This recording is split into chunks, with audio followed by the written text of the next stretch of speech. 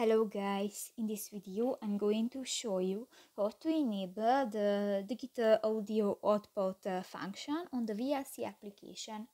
But first of all, I just want to mention, please don't forget to subscribe to our channel, because at 100,000 subscribers we are going to show you our YouTube revenue statistics and growth strategy, how to make money online.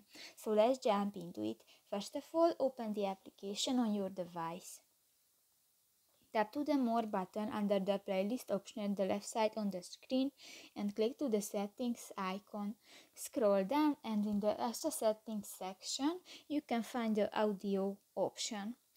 And here you can find the third option, the digital audio output pass-through, auto digital output disabled function. And if you want to enable that, just click to the next square icon and the new this function is enabled.